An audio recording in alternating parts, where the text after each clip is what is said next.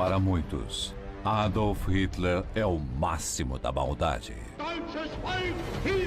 Ditador da Alemanha nazista, organizador do Holocausto e causador de uma guerra mundial que resultou na morte de mais de 60 milhões de pessoas. Mas Hitler não agiu sozinho. As atrocidades dos nazistas exigiram uma ampla rede de colaboradores. Quem eram os homens e as mulheres que executaram as ordens cruéis de Hitler? Eram todos uns porcos nojentos. É como pegar uma doença que não tem cura. A quais níveis de depravação eles foram? Como ousa olhar por baixo do meu vestido? E ela pegava o chicote e batia no rosto deles. E quem é considerado por alguns como sendo tão cruel quanto o próprio Hitler? Assista Nazistas, o máximo da maldade.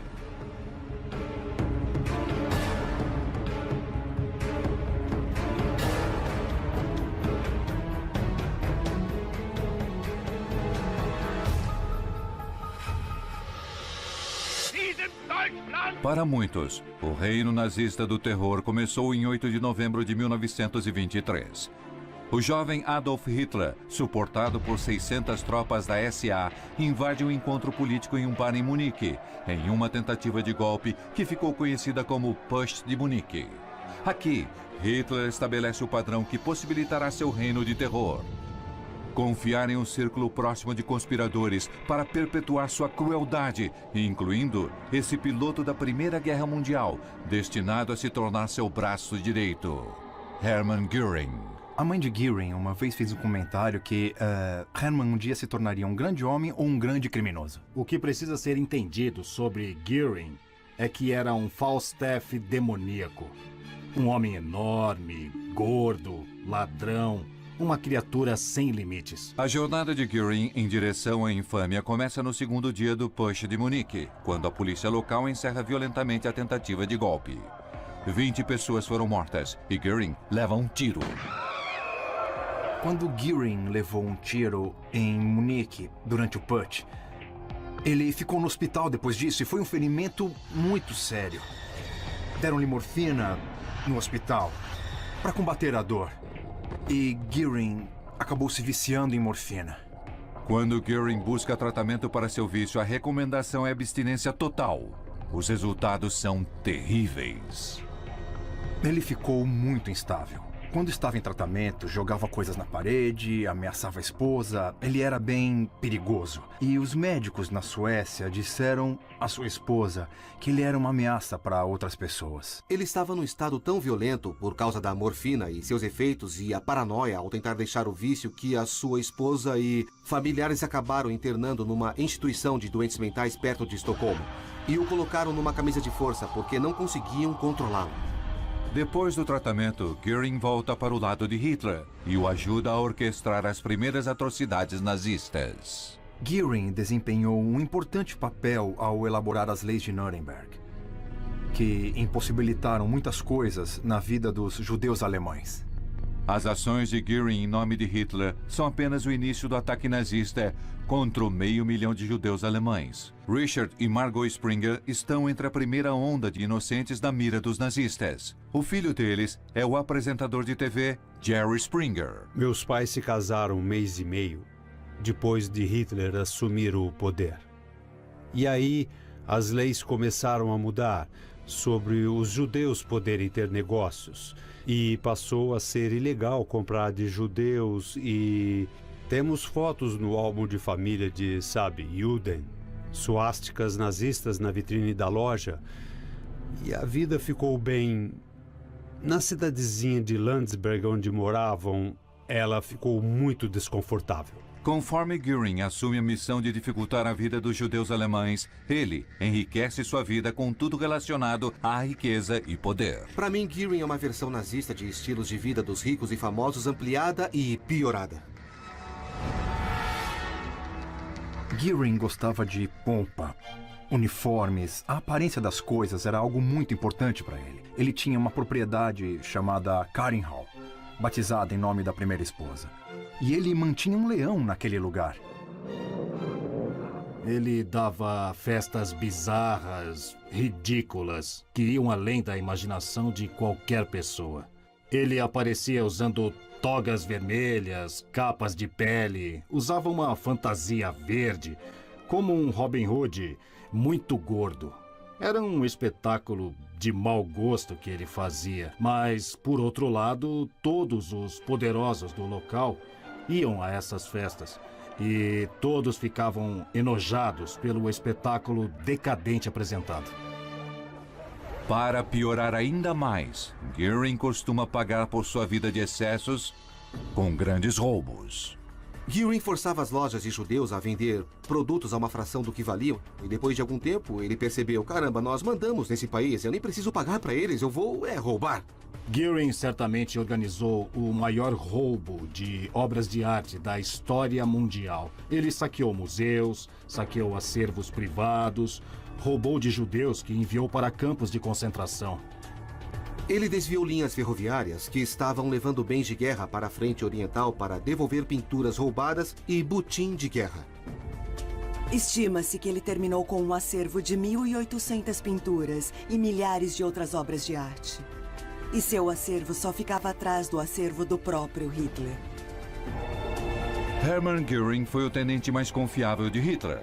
Ele fez tudo o que podia para executar a visão malévola de seu Führer. Mas as atrocidades que eles cometeram juntos só podiam existir em uma cultura em que a crueldade não era afastada, mas sim valorizada. Outro membro do círculo interno de Hitler é o arquiteto dessa cultura, um mestre em manipulação que tenta justificar a crueldade de Hitler para o mundo, Joseph Goebbels. Goebbels foi definitivamente afetado de alguma forma por sua infância, doenças e deformidade. Goebbels teve paralisia infantil no pé direito e passou por cirurgia quando era jovem. Mas a operação não foi bem sucedida e, como resultado, ele mancou pelo resto da vida. Rejeitado do serviço militar na Primeira Guerra Mundial pelo exército alemão em função de ser manco, o que foi uma grande desonra e desprezo. E ele teve o azar de ter apenas 1,63 m. Então ele era literalmente um baixinho com a síndrome do baixinho que quer ser alguém. E foi o que ele conseguiu com Hitler e o Terceiro Reich. Antes de Goebbels ser descoberto por Hitler, foi um fracasso como escritor. Ele jogou a culpa disso e de praticamente todos os seus problemas nos judeus. Hitler decide usar seu antissemitismo virulento e seu talento para a ficção, deixando-o a cargo da propaganda nazista. Ele fez filmes, panfletos, pegou livros, queimou livros, fez queimas de livros, se dedicou a isso e tentou convencer os alemães de que os judeus eram os seus inimigos, porque faziam parte da cultura, mas não eram alemães de verdade. Todos os problemas que a Alemanha tinha, em termos de propaganda, era culpa dos judeus. E isso estava nos anúncios dos jornais, aparecia em matérias jornalísticas, aparecia em outdoors. Goebbels era o responsável por toda a indústria cinematográfica alemã e foi até o fundo. Fez uns filmes antissemitas como Jude Sus, Porco Judeu, ou teve outro nome, O Judeu Eterno. Nesse filme, por exemplo, ele mostrou raízes pelas quais os judeus migraram por todo o mundo. E aí, na montagem, meio que mostra aquelas raízes se transformando em ratos. E então a ideia é que os judeus são iguais a ratos. De repente, começa-se a formar na política do governo que você não é realmente contra. É só a falta de respeito por algo que é diferente. É assim que começa. O objetivo de Goebbels foi muito além de incitar ódio aos judeus. Ele quer provocar uma ação que acabe com eles. Ele tem sua chance em 7 de novembro de 1938, quando um refugiado judeu assassina um diplomata nazista. Goebbels divulga o ato como uma revolta judaica e faz um discurso inflamado exigindo retribuição violenta. Ele colocou todas as forças num frenesi para poderem sair numa noite e fazer tumultos, desordem organizada pelas forças armadas e pela polícia, destruindo lojas de judeus, pequenos comércios, botando fogo, destruindo sinagogas, matando judeus. Um frenesi de violência. Acredito que 30.000 judeus foram presos e enviados a campos de concentração. Muitos foram mortos nesses campos. Todo mundo enlouqueceu, até Hitler ficou bravo com ele, porque o mundo inteiro condenou o ataque. Deixando de lado as objeções de Hitler, O objetivo de Goebbels foi atingido. Então, parte do ímpeto da Noite dos Cristais foi de agilizar a saída dos judeus da Alemanha. E isso foi muito eficaz. Em 1939, ficou claro que a maioria dos judeus estava tentando sair do país. E minha mãe e meu pai foram os últimos judeus a saírem da Alemanha. Eles saíram na terceira semana de agosto de 1939. Uma semana e meia depois, Hitler entra na Polônia em 1º de setembro, começando a Segunda Guerra Mundial e os portões se fecharam. Nenhum dos meus parentes conseguiu escapar. Hitler confia em Joseph Goebbels para regimentar o apoio público para sua visão cruel. Mas ficou a cargo de outro membro de seu círculo interno para efetivamente executá-los. Um ex-granjeiro que muitos acreditam que pode ser até mais cruel do que o próprio Hitler. Heinrich Himmler.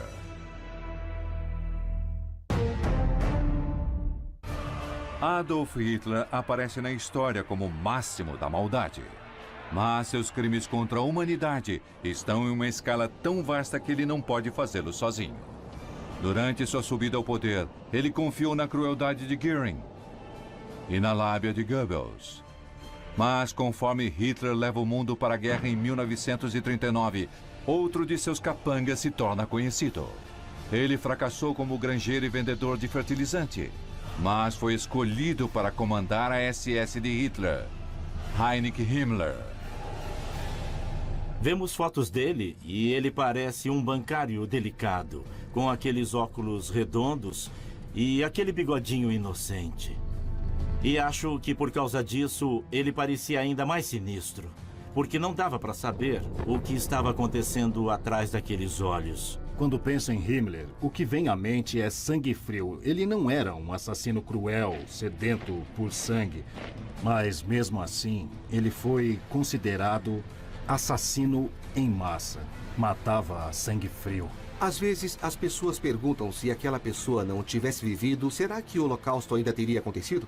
Acho que em todo caso teria acontecido, exceto no caso de Himmler. Ele fez tudo acontecer. Mas para Himmler, o Holocausto é apenas parte de um plano mestre ainda mais cruel de assassinato em massa. O plano maior de Hitler era transformar a Europa Oriental em um império alemão. Na imaginação de Hitler, não apenas envolveria o assassinato de 5 ou 6 milhões de judeus, mas também o assassinato de milhões de eslovacos, alguns milhões de poloneses, milhões de cidadãos soviéticos. No total, eles definiriam que teriam que matar 30 milhões de pessoas. Mas Himmler continuou distanciado das execuções em massa que ordena, exceto por um incidente fundamental. Em 1941, Himmler estava inspecionando algumas das áreas avançadas na Rússia que já haviam sido conquistadas. E um grupo de civis judeus foi reunido e levado a uma trincheira. E a trincheira foi cercada por soldados alemães. E Himmler nunca havia visto uma execução antes, então ele estava naturalmente curioso para ver o que estava acontecendo e talvez tenha ficado perto demais da beira da trincheira. E quando um dos prisioneiros foi atingido, um pouco do sangue do cérebro atingiu seu rosto e uniforme. E ele ficou enojado com isso e precisou sair do local. Esse episódio em Minsk convenceu Himmler que eles, os nazistas, precisavam pensar no jeito melhor de matar as pessoas. Esse jeito de matar as pessoas com armas, a queima-roupa, onde alguns sobreviviam e outros ficavam tentando sair da vala e tentar fugir, isso não ia dar certo para 6 milhões de pessoas. Mas Himmler não estava preocupado com as vítimas. O seu problema eram os assassinos. Para esses homens era muito trabalho e bem difícil. O que estamos fazendo com eles psicologicamente? Sua preocupação era como podemos encontrar uma forma mais humana para matar, para quem mata. Então começaram a procurar por diversos métodos para matar. E alguns deles eram bem bizarros. Uma ideia era dinamitar judeus em instituições de saúde mental, por exemplo. Você colocaria muitos judeus num prédio e aí dinamitaria o prédio. Outra ideia foi... e chegou a ser feito uma vez, foi ferver judeus em hidróxido de cálcio. Himmler aprova outro método de exterminação em massa, que se torna o protótipo de seus mortalmente eficientes campos de morte. Entre as milhares de vítimas está a avó materna de Jerry Springer. Ela foi levada a um lugar chamado Helmo. Não é um campo de extermínio muito conhecido. E colocavam cerca de 60 pessoas de cada vez nessas vans. E aí fechavam a porta da van e jogavam gás para dentro. E levava 20 minutos até chegar aos campos onde havia as covas em massa. Naqueles 20 minutos, uma quantidade de gás suficiente matava todos na van. Então, quando chegavam lá, já estavam mortos, e aí tiravam os corpos. Milhares deles só os jogavam na vala comum. E então, essas vans foram as precursoras das câmaras de gás, que todos lemos a respeito. Perto do final da guerra, a prioridade de Himmler se torna esconder as provas de suas atrocidades. Seu esforço serve apenas para aumentar sua crueldade. No final de março e início de abril de 1945, quando os aliados estavam se aproximando da Alemanha por todos os lados, ele ordenou a todos os comandantes dos campos de concentração. Ele disse: livrem-se de todos os prisioneiros. Não quero que os aliados encontrem campos cheios de pessoas doentes e famintas. Então, ele instituiu o que hoje chamamos de Marchas da Morte. Os nazistas pegaram todos os prisioneiros que já estavam magros e fizeram eles marchar por toda a Polônia, para que pudessem chegar a Ravensbrück ou outros campos que eram considerados seguros. As pessoas morriam pelo caminho, levavam tiros, apanhavam e eram muito maltratados. Mas quando Himmler não está publicando decretos terríveis de mortes em massa, ele se dedica, usando vastos recursos nazistas, à sua bizarra crença no passado oculto da Alemanha. Ele tinha essa ideia de que ele queria criar algo como uma Alemanha pré-cristã, como a Alemanha era nos tempos antigos. Himmler, de certa forma, era louco a respeito das raízes míticas do Partido Nazista e da raça ariana. E ele traçou a história até os Cavaleiros da Távola Redonda e a mitologia arturiana. E ele mandou construir um castelo enorme em Fewelsburgo e foram usados todos os motivos do cálice sagrado e elementos arturianos. No castelo, eles tinham muitas câmaras especiais, em que tudo era muito místico, com muitos rituais secretos sendo realizados. E muita coisa que provavelmente nunca saberemos, pois as provas foram destruídas. Era ridículo e só mostra que, de certa forma, como era horroroso e cruel o tipo de gente que estava governando a Alemanha. Himmler transformou a visão de Hitler do Holocausto em realidade. Mas para fazê-lo, ele precisa de seus próprios tenentes, incluindo um homem com tanto sangue frio que Hitler o apelidou de Homem de Coração de Ferro, Reinhard Heydrich. Nenhum tirano da história se igualou à crueldade de Adolf Hitler. Mas as atividades malévolas de Hitler nunca são um ato solitário. Ele depende da crueldade metódica de Himmler para conseguir matar milhões. E por sua vez, Himmler confia em seus próprios capangas. Um homem destinado a se tornar o principal planejador da solução final para exterminar os judeus. O monstro loiro Reinhard Heydrich. Heydrich era um nazista que realmente parecia um nazista. O que eu quero dizer é que, quando falavam de superioridade ariana e cabelos loiros e olhos azuis, Heydrich tinha o visual. O interessante é que havia um boato que circulou por um tempo de que ele tinha sangue judeu. Bom, Himmler usou isso para motivá-lo. Himmler disse: eles acham que você tem sangue judeu. Precisa mostrar que estão enganados. E ele mostrou, sendo o maior desgraçado entre todos eles. Heinrich conquista sua reputação impiedosa como chefe da polícia secreta da Alemanha nazista, a Gestapo.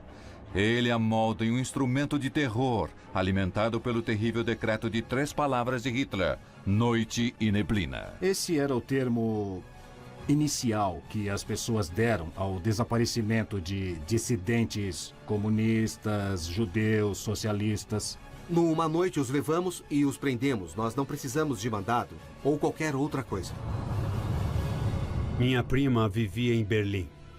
E ela sempre lembra quando seu pai e irmãos não passavam a noite no apartamento. Porque quando a SS, quando os soldados apareciam e batiam na porta às 2 da manhã, eles não queriam que eles as encontrassem lá, ela e a mãe. Mas a Gestapo de Heydrich faz mais do que desaparecer com as pessoas. Ela também o sujeita a interrogações sádicas. Usavam facas, tinham médicos que faziam pequenas cirurgias e os torturavam, adoravam espancar e usavam varetas elétricas e faziam uma coisa parecida com o que seria o afogamento simulado, colocando a pessoa numa banheira e segurando a cabeça embaixo d'água. Usavam banhos de gelo. Eles tinham os dedos fraturados em um equipamento chamado anjinho. Ou podiam trazer familiares e abusar do familiar na frente da pessoa, para induzi-los a falar. Uma coisa interessante sobre Heydrich é que ele pessoalmente introduziu o processo em que o próximo prisioneiro a ser interrogado era mantido do lado de fora da porta em que o prisioneiro atual estava sendo interrogado. Ou seja, depois de 1 hora ouvindo gritos, geralmente ficava mais disposto a falar, porque sabia o que estava por vir. Em 1942, Hitler envia Heydrich à Tchecoslováquia para destruir toda a resistência ao domínio nazista e fazê-los aceitar o nazismo. Mas ele é assassinado por um partizão ao passar por Praga. Hitler ficou louco e ordenou que 2 cidades fossem destruídas, com todos os habitantes sendo mortos. As cidades de Lidz e Ležák foram destruídas, apagadas do mapa. E aí ele lançou a chamada Operação Reinhard, batizada em honra do próprio Heydrich. E o que foi isso? Foi a abertura de campos de extermínio em Sobibor e Treblinka. Então, o tributo a Heydrich foi, em seu nome, nós abriremos campos de extermínio. Mas o legado cruel de Heydrich vai muito além da vingança de Hitler. 4 meses antes de sua morte, ele convocou uma reunião secreta com altos oficiais nazistas, chamada de Conferência Wannsee, onde lançaram a infame solução final, que resultaria no assassinato de 6 milhões de judeus. Foi nessa reunião que o mecanismo de reunir, transportar e matar e se livrar dos corpos de milhões de pessoas foi discutido de forma fria, como se fosse um grupo de banqueiros discutindo como aumentar os lucros no próximo trimestre, e quando a reunião acabou, beberam conhaque e fumaram charutos. E fizeram uma grande festa. O responsável pela ata daquela reunião foi um burocrata insosso, cujo presente para a organização o levou a uma alta posição na administração da SS. Hitler não tem opção melhor para manter a engrenagem do Holocausto em dia do que Adolf Eichmann. Depois da conferência de Wannsee, a função de Eichmann era meio que ser o diretor de operações do Holocausto, coordenando todos os horários de transporte dos trens. E não era fácil. Aliás, milhares e milhares de vagões, dezenas de milhares, centenas de milhares, milhões de pessoas sendo transportadas no meio de uma zona de guerra. Às vezes, ele tem que fazer tudo certinho para que quando um trem disser que estará lá às 10h30 da noite, realmente chegue em Auschwitz nesse horário. Eichmann teve a função de verificar se as câmaras de gás eram construídas e que haviam instalações para acomodar os judeus antes de eles serem mandados para a câmara de gás. Então, todos os pequenos detalhes acabaram caindo no colo de Eichmann. Era muito metódico. Eles registravam o dia em que você era colocado no vagão do trem, como os vagões de gado, o número do vagão em que estava, quando era alimentado, o que foi dado para comer e quais experimentos médicos foram feitos também.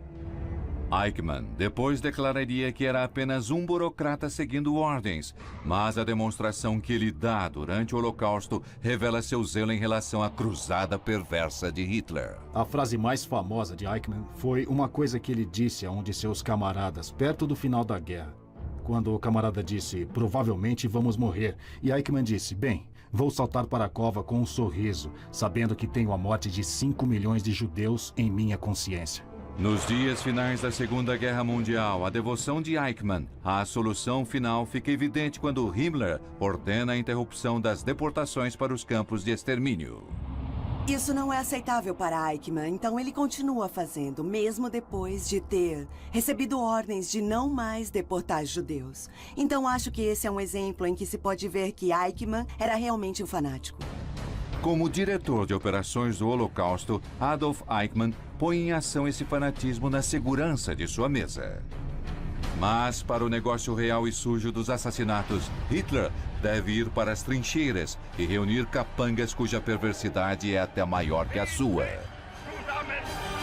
Adolf Hitler e seu círculo interno são a máxima manifestação do mal na história.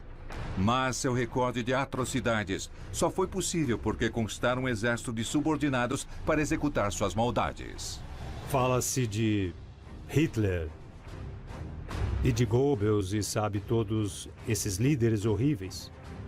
Mas e quanto a essa população que simplesmente no final do dia, sabe, porque eles vivem lá, eles vão para casa e jantam com a esposa e os filhos e, nossa, como foi seu dia?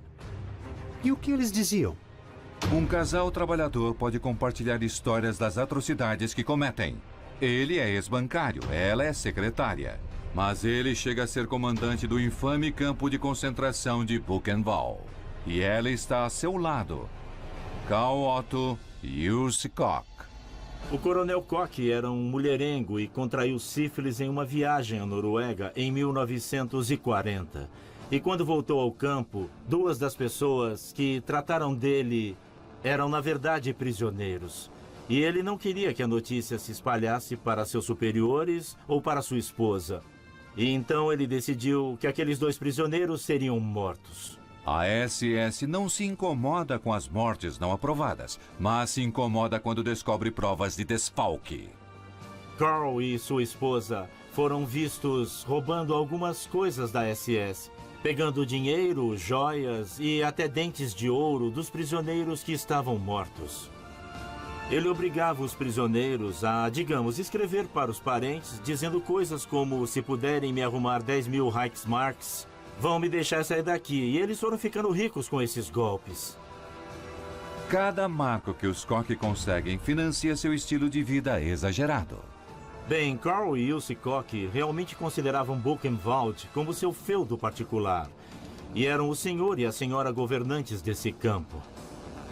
Sabemos que ela adorava cavalgar e que usava a mão de obra do campo de concentração e provavelmente dinheiro e valores tirados das vítimas para construir um complexo interno para poder cavalgar. Otto acaba sendo condenado por desfalque e é executado. Mas as faltas de provas deixam Jussi livre para solidificar seu apelido de A Bruxa de Buchenwald. Ela cavalgava pelo campo e dizia aos guardas da SS que supervisionavam as obras: mandem-nos fazer polichinelo ou mandem-nos rolar na lama. Houve testemunhos durante o julgamento dela pelos crimes de guerra, em que os prisioneiros diziam que ela chegava perto deles, de pé, na beirada da vala, onde eles estavam cavando um buraco. E eles olhavam para cima pelo vestido dela e ela dizia: como ousam olhar para baixo do meu vestido? E ela pegava o chicote e batia neles no rosto. Mas esses abusos não são nada em comparação com o envolvimento de Jussi Koch com uma das subindústrias mais monstruosas da Alemanha nazista. As tatuagens viraram uma obsessão com as pessoas da SS e acho que com a Jussi também. Contavam-se muitas histórias de que quando ela via os prisioneiros sem camisa numa obra, ela dizia para o supervisor da SS: anote o número daquele homem, porque quero fazer alguma coisa com a pele dele. E algumas semanas depois, podia virar um abajur, uma capa de livro, ou talvez luvas, chinelos, o que fosse. Enquanto Jussi Koch cometia suas atrocidades em Buchenwald, outro notório comandante está cometendo as suas. Em 1934, ele era um humilde guarda em Dachau, mas seus atos sádicos acabaram levando-o a uma função de liderança em Auschwitz: Josef Kramer. Uma das ofensas mais memoráveis de Kramer ocorre em 1944, quando tem um papel central na criação de uma macabra exposição pseudocientífica. Um anatomista da Universidade de Estrasburgo, chamado August Hirt, teve a ideia de criar um acervo de esqueletos principalmente de judeus, e usá-los para criar um tipo de exibição antropológica. Em Natzweiler, Kramer recebe um carregamento especial de prisioneiros a serem usados na amostra Hirt. e se responsabiliza pessoalmente por seu processamento. E Joseph Kramer é o responsável por matar as vítimas com gás em agosto de 1944. O acervo de esqueletos judeus nunca é organizado, mas Kramer passa a cuidar do infame campo de concentração de Bergen-Belsen, onde recebe o apelido de Monstro de Belsen. Perto do final da guerra, Heinrich Himmler ordena que os campos de concentração sejam evacuados. E Bergen-Belsen vira um ponto de coleta para os prisioneiros de campos de concentração que estão sendo evacuados. Então há milhares de prisioneiros convergindo para Bergen-Belsen a pé ou por trem. Muitos estão muito próximos da morte. Não há a menor possibilidade de serem cuidados, de forma que garanta sua sobrevivência. E rapidamente as condições dentro do campo se tornam absolutamente horrendas. Há epidemias de tifo e desinteria. Não há alimentos adequados, não há água adequada. Joseph Kramer supervisiona tudo isso.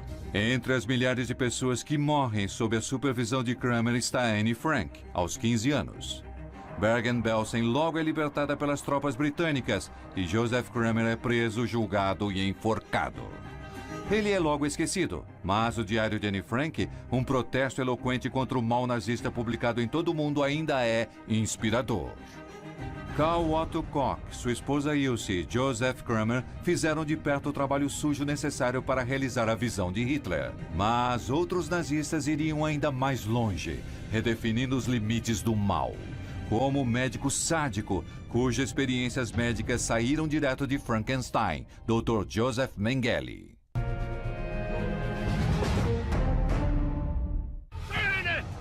As atrocidades da Alemanha nazista são um produto não apenas da crueldade de Adolf Hitler, mas da vasta rede de maldade que ele controla. Ela se estende de seu círculo interno de administradores para seus discípulos nas trincheiras. Mas, na ponta mais distante da rede, há uma raça especial de homens cruéis. É descrito como um alcoólatra desequilibrado, um psicopata e um sádico violento. Porém, precisamente por causa disso, é que ele é escolhido para liderar uma unidade militar nazista que se especializa no terror. Oskar Dirlewanger. Oskar Dirlewanger, como milhões de homens alemães, serviu durante a Primeira Guerra Mundial. E não se sabe se a guerra causou ou exacerbou uma parte extremamente violenta e sádica de sua personalidade. Oskar Dirlewanger foi preso pela SS em um campo de concentração, em parte por ter sido acusado de molestar uma adolescente. Dirlewanger acaba sendo liberado sob a condição de que volte ao exército. É aí que Himmler tem uma ideia sinistra: reunir um batalhão de criminosos para aterrorizar os civis em territórios ocupados pelos nazistas e coloca Dirlewanger no comando.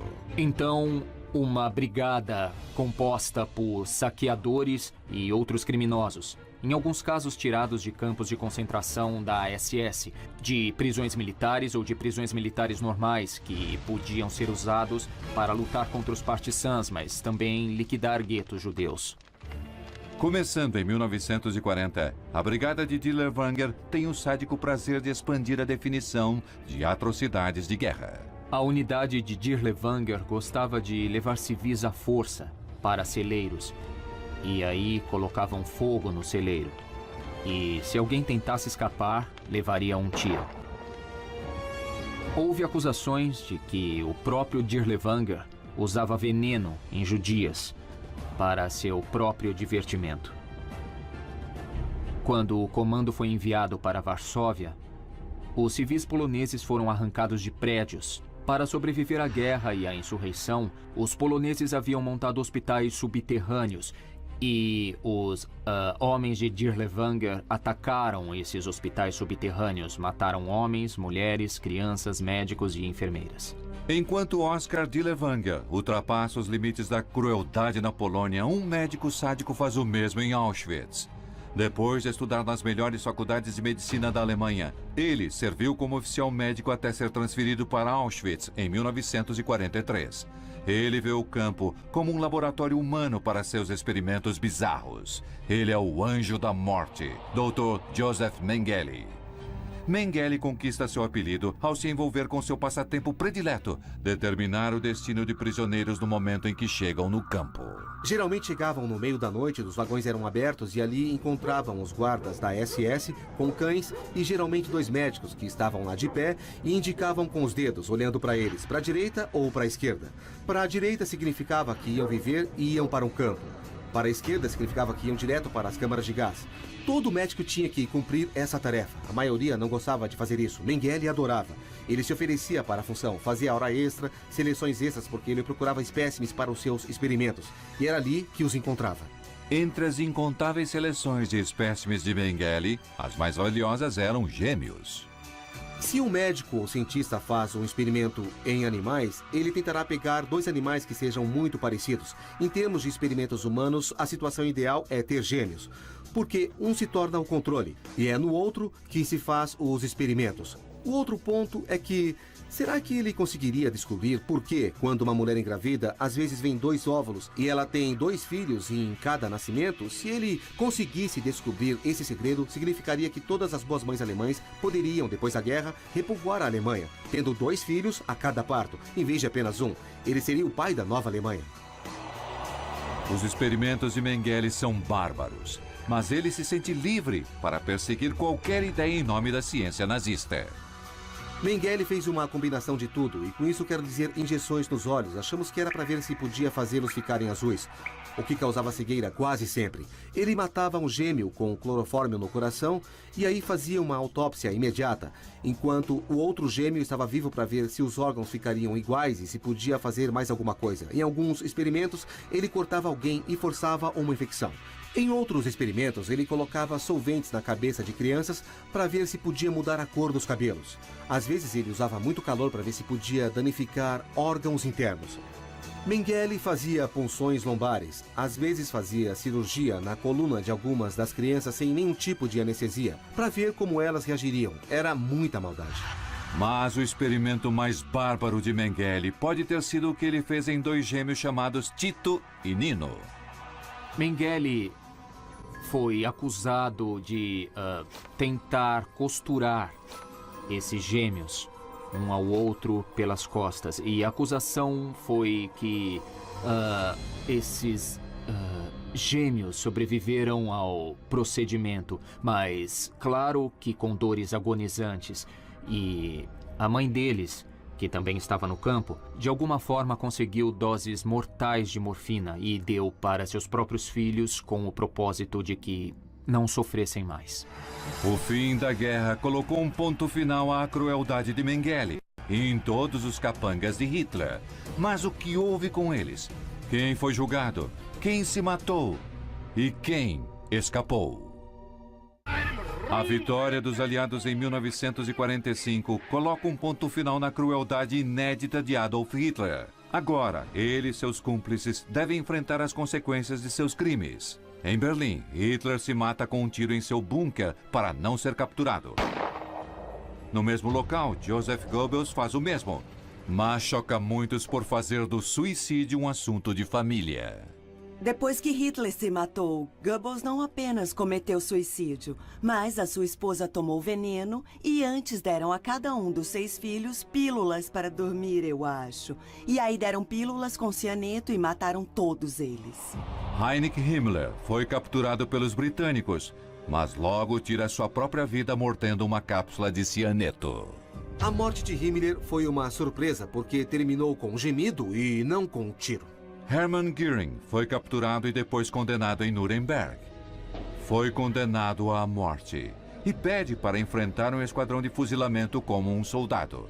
Quando descobre que será enforcado como um criminoso comum, ele engana a forca e se mata com sua própria cápsula de cianeto. Göring queria que seu suicídio fosse, na verdade, um grande gesto teatral cênico, um ato de desafio, dizendo aos americanos e aos outros aliados: eu não vou morrer do jeito que vocês querem, vou morrer do jeito que eu quero.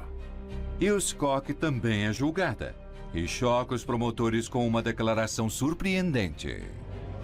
Ela anunciou que estava grávida, e ela estava grávida de 8 meses, e nunca foi confirmado quem era o pai daquela criança, mas ela foi condenada e a pena foi prisão perpétua. Com 20 anos de cadeia, em 1967, ela usa os lençóis e se enforca. Oscar Tillerwanger não vive para ser julgado. Depois de sua captura, ele enfrentou uma justiça mais rápida e brutal. Ele foi preso no início de junho de 1945 pelas forças de ocupação francesa e, depois de alguns dias, ele estava morto.